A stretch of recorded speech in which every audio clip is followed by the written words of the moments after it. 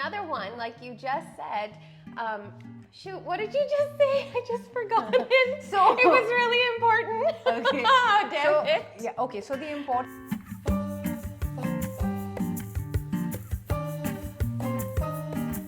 Oh, you know what? Yes. I was thinking, well, we were chatting about this, but with that new, with TRESA replacing REBBA, and that whole terminology, you know, where we used to have customer, and now there's no longer customer, it is now self-represented party, SRP, Right. versus a client who we've always had as clients. Why don't we touch on the importance of that and what a BRA, a buyer representation agreement, why is that so important? Why do you as a buyer, you might want to consider signing it? We should touch on that. That's important.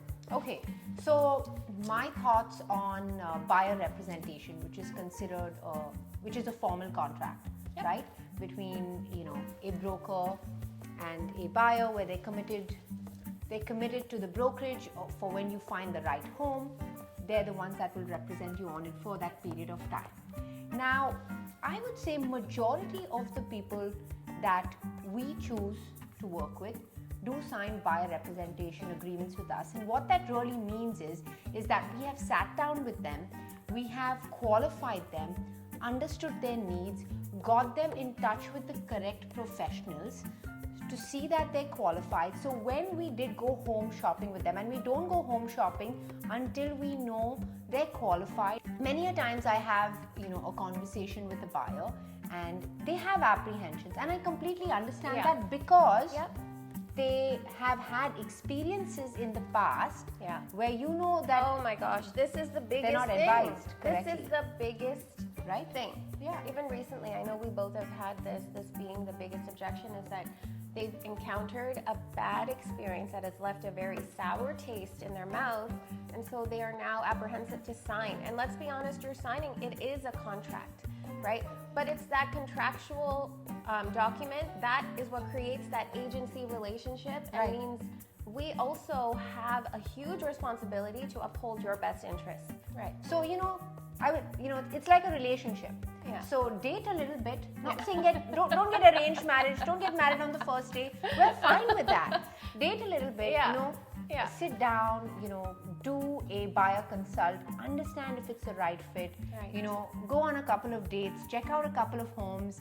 But eventually, you kind of have to decide where your loyalties lie, because there is this person working towards your goal without any kind of commitment. And the one time, often the clients are like, okay, what if we find the home? We found the home in the past, and you don't need an agent to find a house. This thing. You can find the house yourself with the internet, access to everything, and we understand that.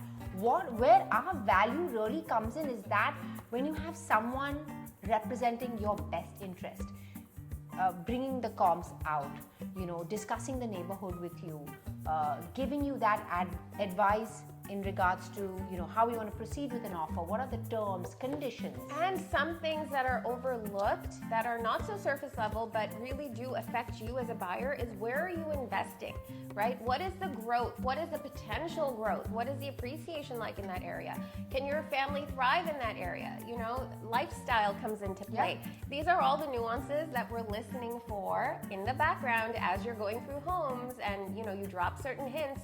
We're taking all of that in, right? That's how we can customize this experience for you and make sure we find a home that's tailor fit. And all of that can only be possible if you're committed to the process too. You can find your home yourself. Yeah. You don't need us to do it. Yeah. Right? You need us to do the aftermath, the afterwork for you, where we help you secure the right home at the best price, terms, and conditions possible. That's it. It's the negotiation of the terms that are most important. And things will come up. Things will come up in the offer process, or right before closing, or post-closing. It does come up. We're not new to this. And as they come up, you want to make sure that you're represented by someone that has your best interests even after closing. Right.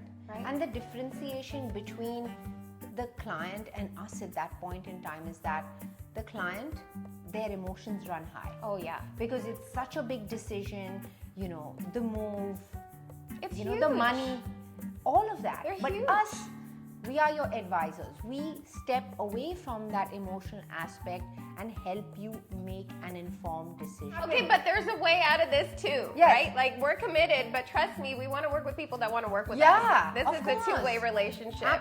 Absolutely. Oh, I'm still not getting that one thing, that one thought. It has escaped me, but Oh. it will come back. I thought I addressed it. No, you address everything, but there was just this one thing. It sparked. It'll come to me, and then that'll be another episode. We'll see you soon. Hi, I'm Tanya. And I'm Varsha, and this Is Coffee with Keystone.